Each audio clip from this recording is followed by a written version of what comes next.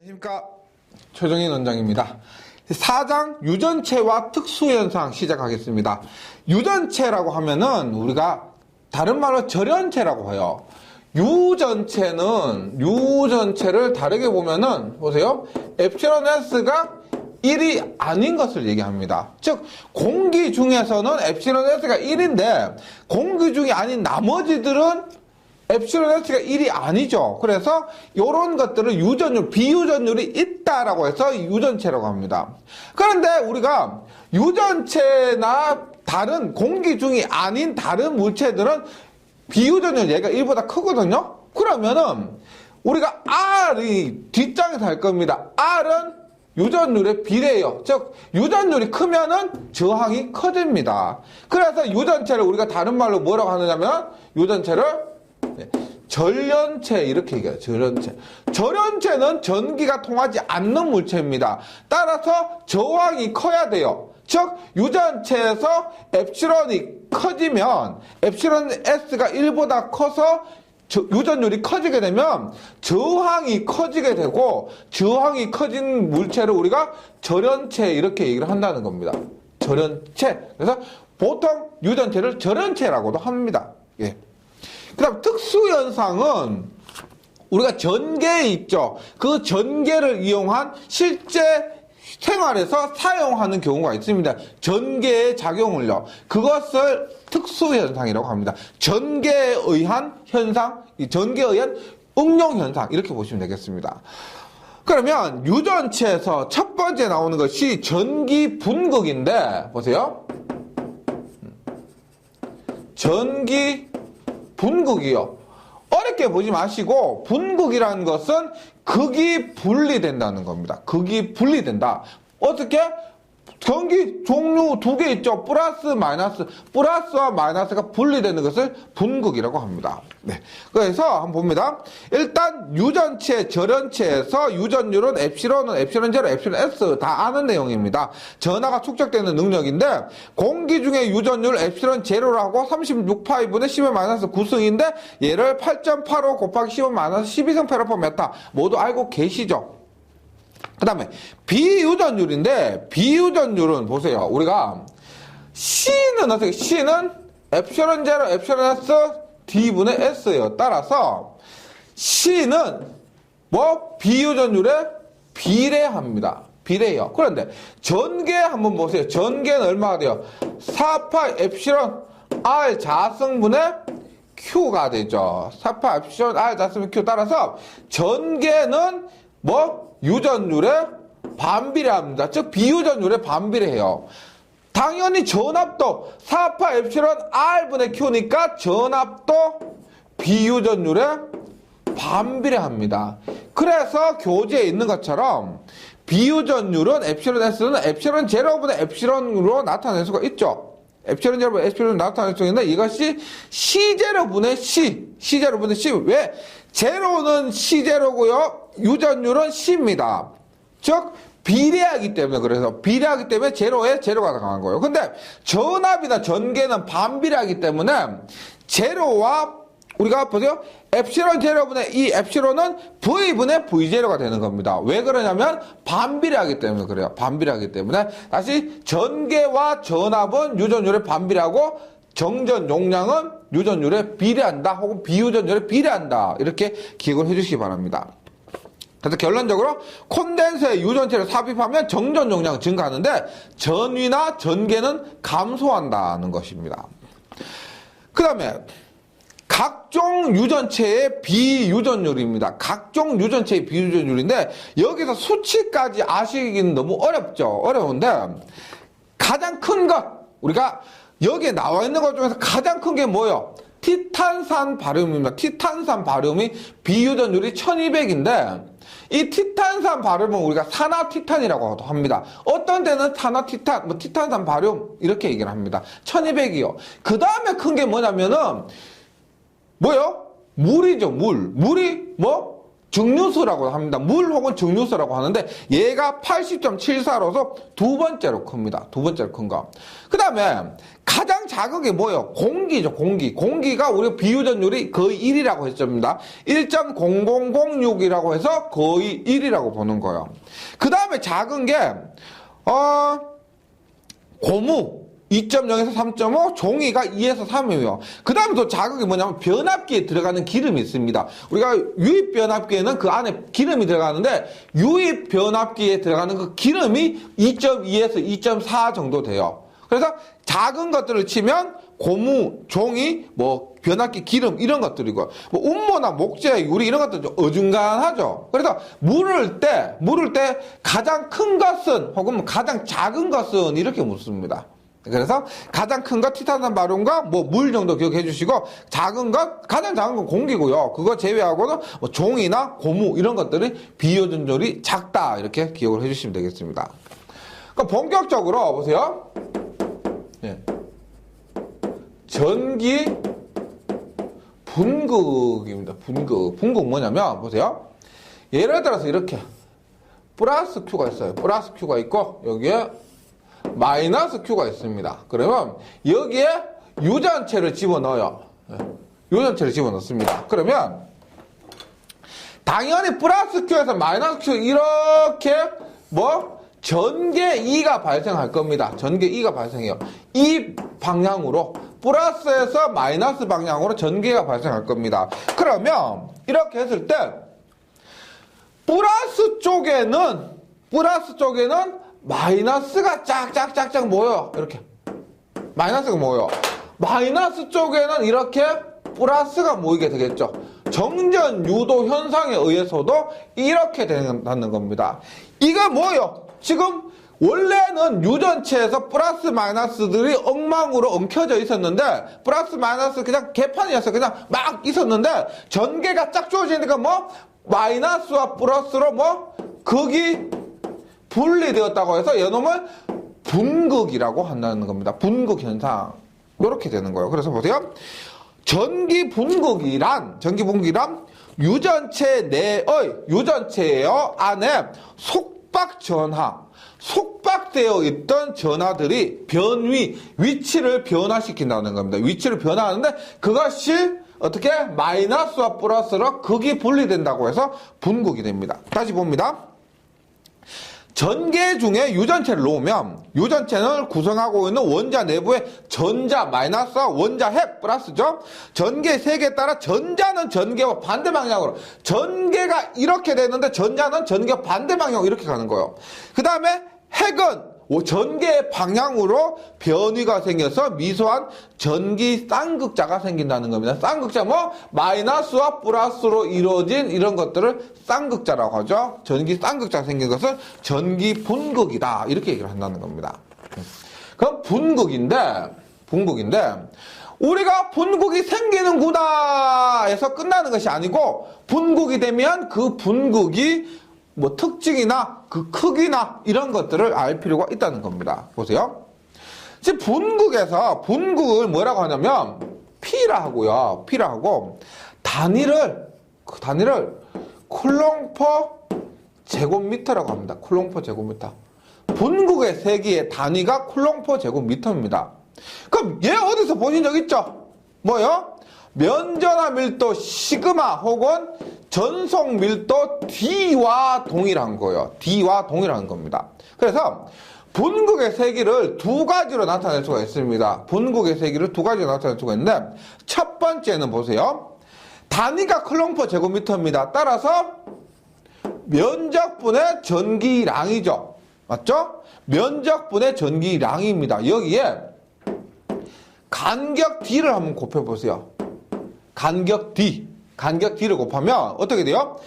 면적 곱하기 간격하면 최적입니다. 최적이고 전기량 곱하기 D를 하면 간격을 하면 뭐예요? 우리 앞에서 2장에서 플러스 Q 마이너스 Q일 때 마이너스 Q고 얘가 델타일 때 뭐다? 전기 쌍극자 모멘트 M이었죠. 맞죠? 전기 쌍극자 모멘트. 그래서 분극의 세기를 첫 번째로 나타내는 개념이 뭐냐면 최적분의 쌍극자 모멘트입니다. 다시 단위 최적당, 예, 얼마?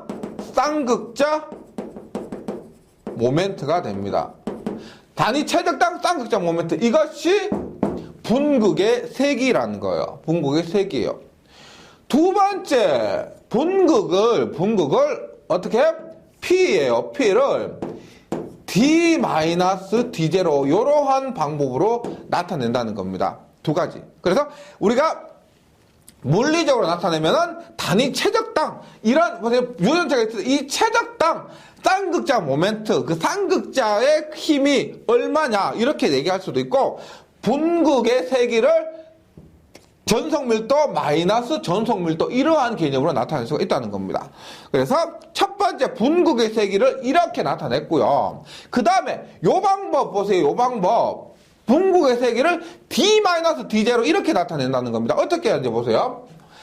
간단하게 이렇게 플러스 Q고 마이너스 Q예요. 요전체가 이렇게 있습니다. 요전체가 이렇게 있으면 보세요. 우리가 정말 복잡하게까지 안 하고요. 이렇게 봅니다.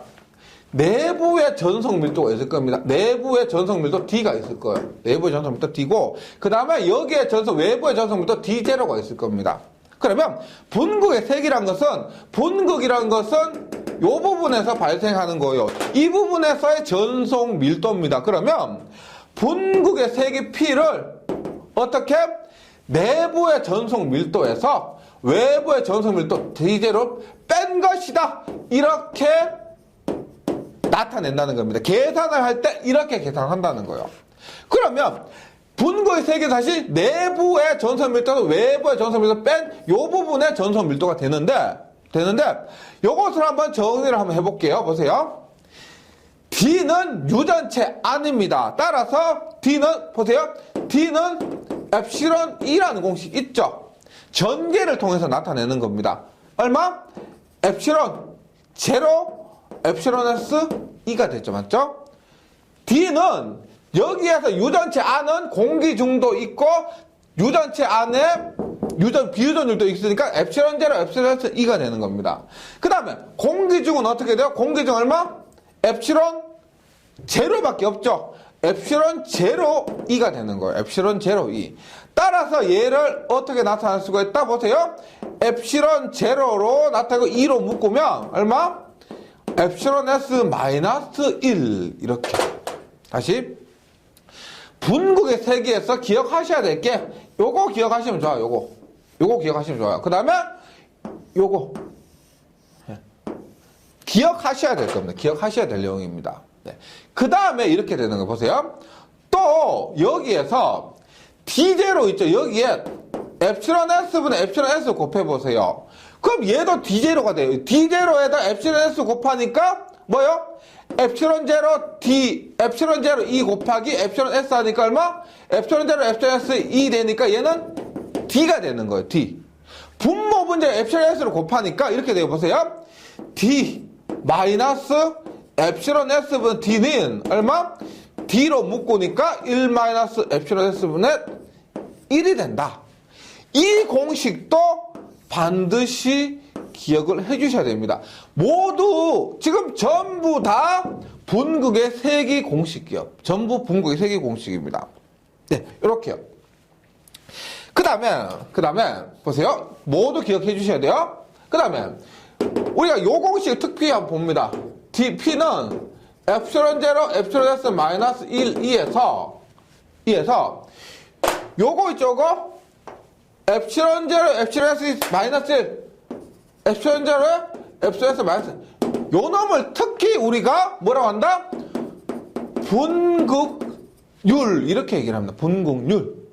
그 다음에 여기에서 요 부분 있죠. 요 부분 엡실론 S 마이너스 1 엡실론 제로 빼고 요 놈을 우리가 뭐라고 한다? 엡실론 S 마이너스 1을 비분극률이라고 합니다. 혹은 전기 감소율, 이렇게도 얘기를 한다는 겁니다. 전기 감소율, 이렇게요. 그래서 요것 모두 있죠. 요것도 그렇고 분극률, 엡실론 S 마이너스 1의 비분극률 혹은 전기 감소율, 요것도 모두 기억을 해주셔야 되겠습니다. 모두요. 그 다음에 다시 봅니다. 보세요. 이런 게 있죠. P는 D-D0에서, 요걸 보세요. D-D0에서 D-D0를 엡실론 제로 2로 나타낼 수가 있습니다. 맞죠? 그러면, 보세요. 엡실론 제로 2는 얘가 넘어갔죠. 마이너스 엡실론 제로 2에서 이거 넘어갔습니다. 그럼 얘가 넘어가요. 그럼 얼마? D-P가 되는 거예요. D-P. 그러면 우리가 이 전개는 구하려고 전개는 얼마가 된다? 엡실론 제로분의 D-P 이렇게 구할 수가 있습니다. 엡실론 제로분 D-P. 그리고 얘가 어떻게 된다? 엡실론 제로분의 교재는 뭐라 그랬어요? 시그마 마이너스 시그마 다시 내부의 전성 밀도 마이너스 분국의 세기가 되는 겁니다. 내부 전성 밀도 마이너스 분국의 세기 이렇게도 구할 수가 있다는 거죠. 이렇게. 그러면 보세요. 여기 분국의 세기가 생각보다 시험에 많이 나오거든요. 생각보다 많이 나옵니다. 요거 한 번만 다시 정리를 하고 넘어갈게요. 보세요. 일단 P를 우리가 어떻게 했냐면 P를 최적당 전기 쌍극장 모멘트 이렇게 했었습니다. 그래서 요놈의 단위 쿨럼프 세제곱미터예요. 이렇게 했었고 그 다음에 요놈은 다시 D-D0 요러한 공식으로 나타냈었습니다. 그러니까 요것이 어떻게 엡실론 제로 엡실론에서 마이너스 1의 2도 됐고요. 요것이 D의 1 마이너스 엡실론 S분의 1로도 된다는 겁니다. 모두 같은 공식이에요. 그 다음에 요거 엡실론 제로에 엡실론 S 마이너스 1을 분극률 엡실론 S 마이너스 1을 비분극률 경기 감소율 그 다음에 전개 2를 구할 때 얼마? 엡실론 제로분의 D-P 이러한 공식으로 하니까 요거 생각보다 시험에 많이 나오거든요. 반드시 기억하셔야 됩니다. 반드시 기억해 주셔야 돼요. 예, 그래서 분국의 세기였고요. 그 다음에 유전체 분국의 종류 한번 보겠습니다. 유전체 분국의 종류. 예, 유전체 분국의 종류 봅니다. 일단 분극은 유전체에서 발생된다고 보시면 돼요. 그래서 유전체 분극입니다. 전자분극이란 우리가 헬륨과 같은 헬륨 대표적인 것이 단결정 헬륨입니다. 헬륨과 같은 단결정에서 원자 내에 전자와 핵의 상대적인 변이입니다. 원자 내의 전자와 핵의 상대적인 변이를 전자분극이다 이렇게 얘기합니다. 우리가 전자와 핵의 상대적인 변이 이렇게 해서 전자분극이고 이온분극은 말 그대로 이온이온 거예요. 뭐였어요? 정전하와 부전하의 이온으로 구성된 유전체의 전기의 세기를 인가하면 이온으로 구성된 유전체의 전기의 세기를 구성하면 정전하 이온과 부전하 이온이 서로 반대 방향으로 이동해서 일어나는 분극이다. 이온이란 말이 들어가고요. 배양 분극은 우리가 다른 말로 쌍극자 분극이라고 합니다. 쌍극자 분극. 얘는 쌍극자 분극이 뭐예요? 쌍극자 원래 분극이 돼 있다는 거예요. 쌍극자가 뭐냐? 플러스 마이너스 Q에서 원래 분극이 되어 있는 걸 얘기하는 겁니다. 그래서 전기의 세기가 작용하지 않아도 전기 쌍극자를 형성하는 극성 분자가 전기와 같은 방향으로 배열됨으로 발생하는 분극이에요. 전기의 세기가 작용하지 않아도 전기 쌍극자를 형성하는 극성 분자가 전기와 같은 방향으로 배열되어 분극이 된다는 겁니다. 그래서 유전체 분극의 종류 세 가지 전자, 이온, 배양을 혹은 쌍극자 분극 이렇게도 얘기를 합니다. 그럼 예제 하나 볼게요. 예제가 이렇게 봅니다. 평면 콘덴서 간격 D가 간격이 1cm고요. 유전체 비유전율이 4입니다.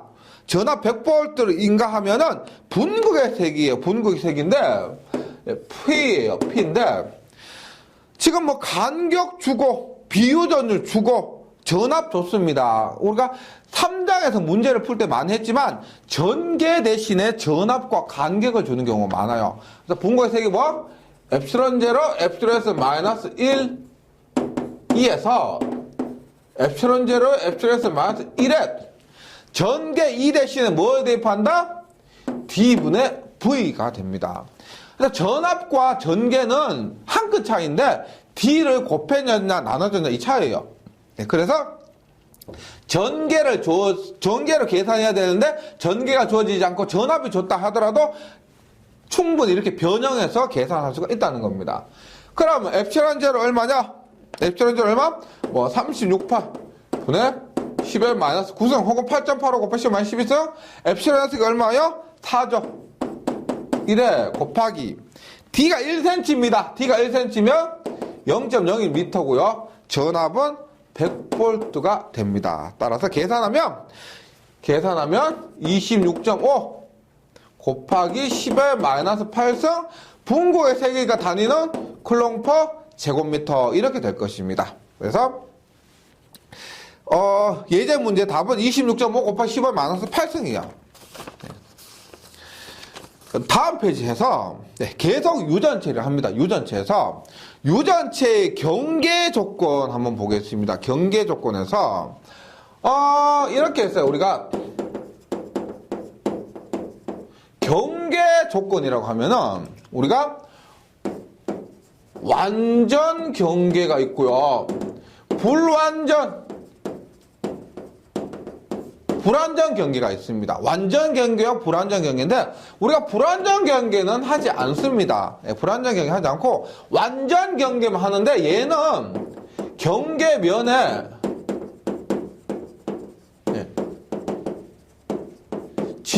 진전하가 뭐라고 해서 진전하가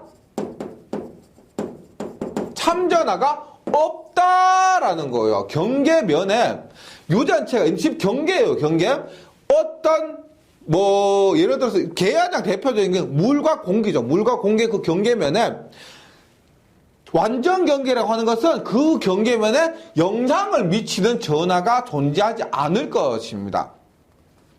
당연히 전하가 존재하면은 경계면에서 우리 빛이 있더라도 만약에 보세요. 예를 들어 이런 얘기요. 물이 있어요. 물이. 공기가 있으면 공기가 있는데 빛이 이렇게 들어가죠. 빛이 이렇게 들어갑니다. 굴절을 해요. 굴절하는데 우리가 만약에 여기에 무슨 비닐이라도 덮어 씌워놨다.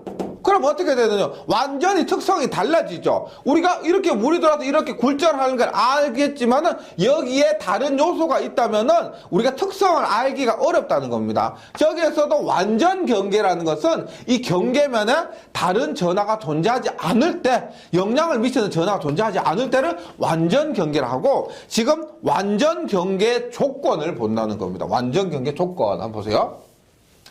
이렇게 보는 거, 이렇게.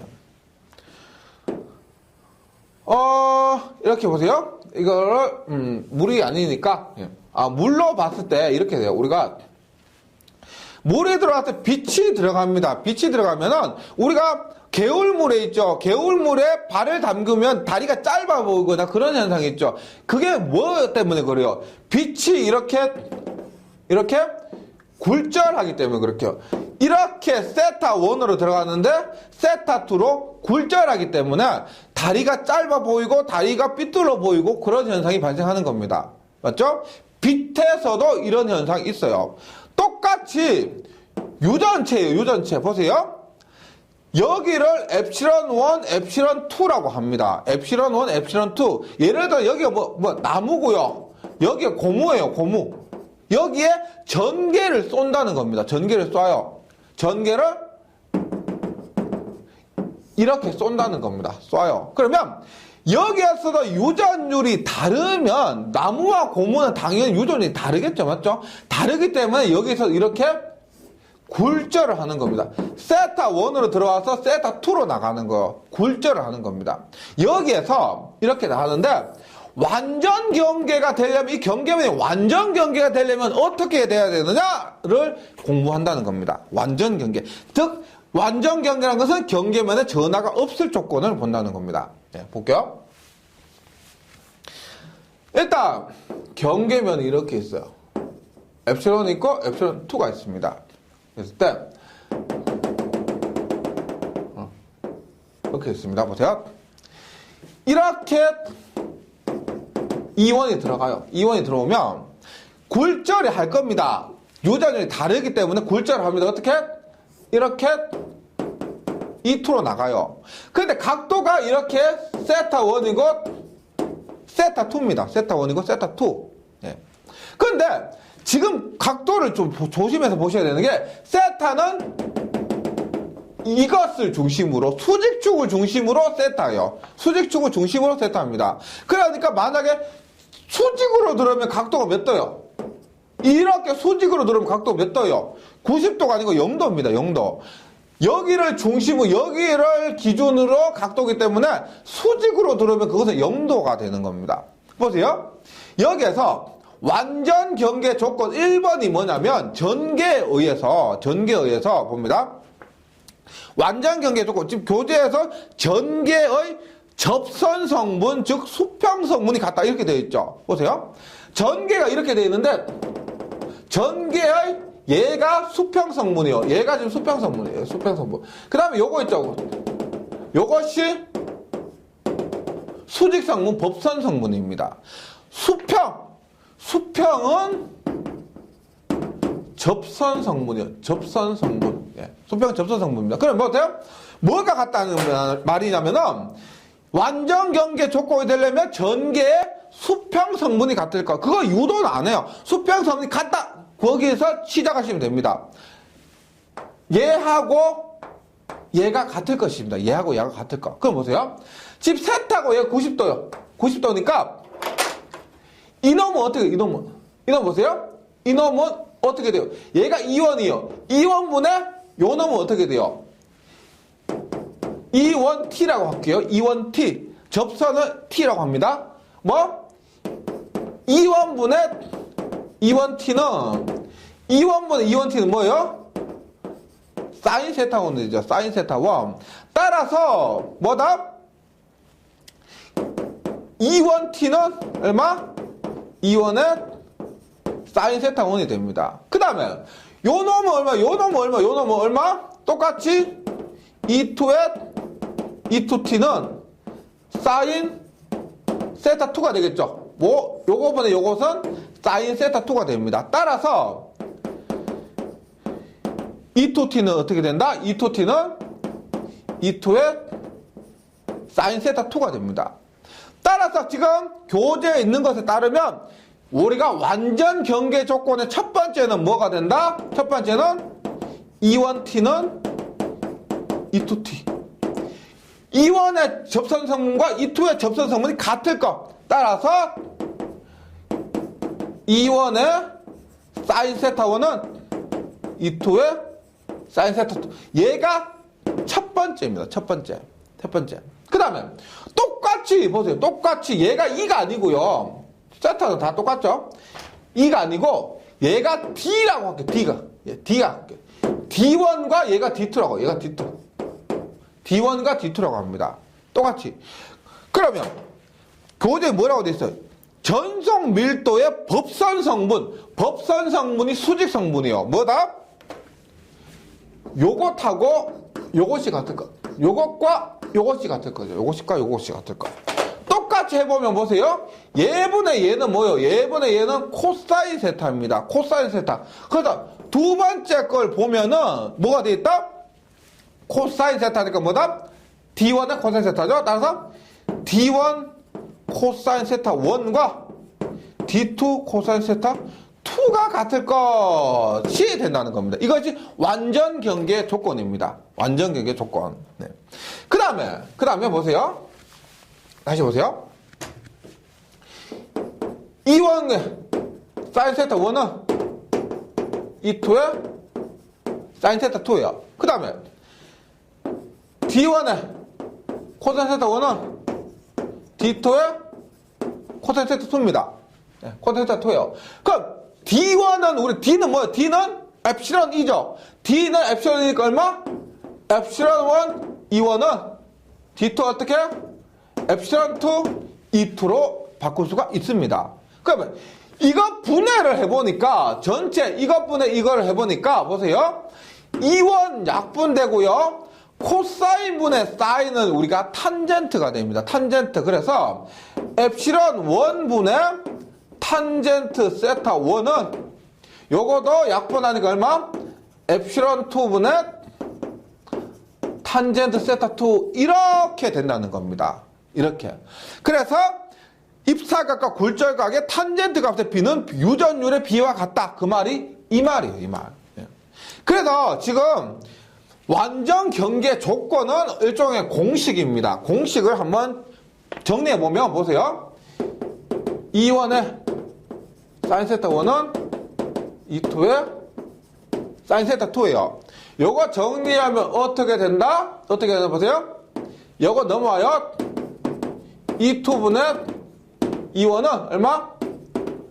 사인 세타 1분의 사인 세타 2 이렇게 된다는 겁니다. 요렇게. 네. 그 다음에 D1의 코사인 세타 1은 D2의 코사인 세타 2예요. 따라서 이거 정리해보면 어떻게 된다? D2분의 D1은 얼마? 코사인 세타 1분의 코사인 세타 2 이렇게 된다. 아니죠? 예. D1, D2 넘어가니까 얼마? D2분의 D1은 코사인 세타? 네. 1분의, 맞죠? 1분의 2 이렇게 된다는 겁니다. 그래서 보세요. 전개 2,1은 1,2가 되고요. 2,1은 1,2가 되는 겁니다. 그 다음에 마지막에 했던 거 보세요. 엡실론 1분의 탄젠트 세타 1은 엡실론 2분의 탄젠트 세타 2예요. 요건 어떻게 돼요? 엡실론 2 탄젠트 세타 1은 엡실론 1의 탄젠트 세타 2 이렇게 된다는 겁니다. 요것이 완전 경계 조건이기 때문에 굉장히 시험에 잘 나오기 때문에 좀 거부감은 있으시겠지만은 한번 정리를 해서 반드시 외워주셔야 됩니다. 그 다음에 또 하나 여기 추가되는 게 뭐가 있다? 완전 경계 조건이기 때문에 그 전하가 없으면, 경계면 전하가 없으면 이 경계면이 있죠. 경계면에 뭐?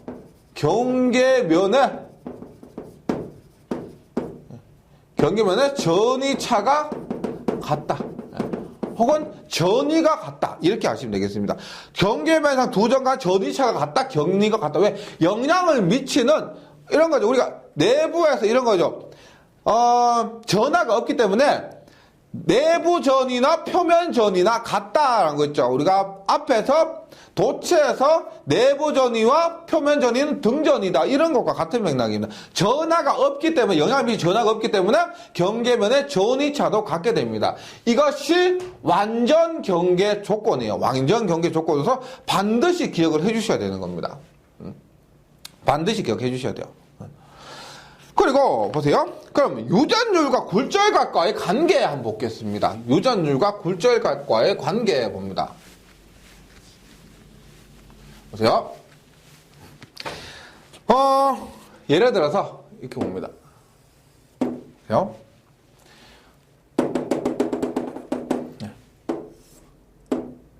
이렇게 해서 세타 1이고 세타 2예요. 세타 1, 세타 2입니다. 보세요. 지금 여기가 엡실론 1이고 엡실론 2예요.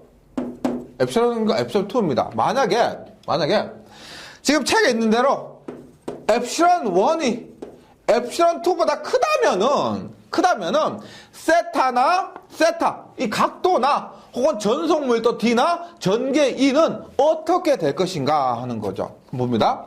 첫 번째 보세요. 엡실론 1의 탄젠트 세타 2는 엡실론 2의 탄젠트 세타 1이에요. 예? 그러면 보세요. 만약에 1이 더 커요. 얘가 만약 2고 얘가 1이에요. 그러면 이렇게 되면 1이 2보다 커가면 탄젠트 세타 2하고 탄젠트 세타 1은 뭐가 더 커야 돼요? 2 곱하기 얼마는 1 곱하기 얼마야 되죠? 만약에 얘가 1이면 얘는 얼마가 돼요? 2가 돼야 되죠. 맞죠? 그래야 2 곱하기 1은 1 곱하기 2가 됩니다. 즉 탄젠트 세타 1이 더 커야 된다는 겁니다. 탄젠트 세타 1, 탄젠트 세타 2보다 더 커야 된다는 거예요. 그럼 탄젠트는 각도가 크면 클수록 커지죠. 만약에 탄젠트 30도는 탄젠트 45도는 1이에요. 탄젠트 45도는 1이에요. 탄젠트 60도는 얼마? 유루트 3입니다.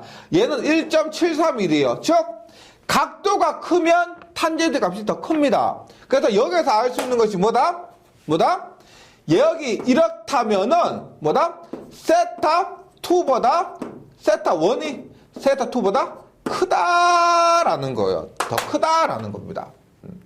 그 다음에 보세요. 전속 밀도 볼게요. D1의 코사인 세타 1은 D2의 코사인 세타 2입니다. 맞죠? 그러면 지금 엡실론은 엡실론 2보다 크면 세타 1이 세타 2보다 더 커요. 맞죠? 만약에 얘가 30도고요. 얘가 60도라고 할게요. 60도. 지금 1이 더 크니까 얘가 60도죠. 얘가 60도고 얘가 30도입니다. 30도. 그럼 코사인 60은 얼마냐? 코사인 60은 2분의 1이에요. 코사인 30도 얼마? 2분의 루트 3이에요. 2분의 루트 3입니다. 그러면 얘가 같으려면은 뭐가 더 커야 돼요? 뭐가 더 커야 돼요? D2 곱하기 2분의 루트 3하고 D1 곱하기 2분의 1하는 것이 같으려면 당연히 D1이 D2보다 더 커야 된다는 거죠. 맞죠? 여기서도 D1 뭐 예를 들어서 얘가 만약에 같으려면은 루트 3이 되려면 여기는 곱하기 얼마가 돼요? 2루트 3. 2루트 3이 곱하면 얼마가 돼요?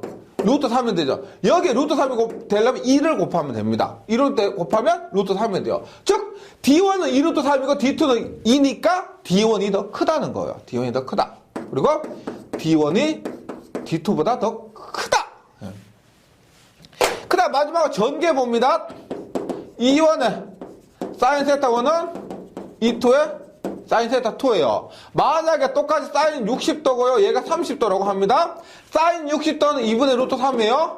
사인 30도 2분의 1입니다. 같아지려면 뭐가 더 커야 돼요? 뭐가 더 커야 된다? 당연히 E2가 더 커야 된다는 겁니다. 즉 E1보다 E2가 더 커야 된다는 관계예요. 그래서 정리를 해보면 이렇게 됩니다. 우리가 유전율 값만 갖고 유전율 값만 갖고 보세요. 유전율 1이 엡실론 1이 엡실론 2보다 크다고 하면은 유전율이 1이 2보다 크면 각도도 1이 2보다 크고 전속 밀도도 1이 2보다 큰데 전개 세기는 2가 1보다 크다는 겁니다. 즉 유전율, 각도, 전속 밀도 모두 똑같이 비례하는데 전개 세기만 얘만 반비례한다는 거죠. 얘만 반비례하는 겁니다. 그래서 교재 맨 밑에 있죠. 유전율과 굴절각의 관계에서 엡실론 1이 엡실론 2보다 크면은 세타 1이 세타 2보다 크고 D1이 D2보다 크고 E1이 E2보다 작다는 관계입니다. 만약에 반대가 되면은 얼마가 될까? 엡실론 2가 엡실론 1보다 크면 D 세타 2가 크고 D2가 크고 E1이 클 겁니다. 이렇게 해서 유전율과 경계 조건이 되고요. 다음 시간에 요거 이어서 요거 개념을 갖고 다음 시간에 계속 진행을 하도록 하겠습니다. 잘 정리해 주시고 다음 시간에 다시 뵙겠습니다. 수고하셨습니다.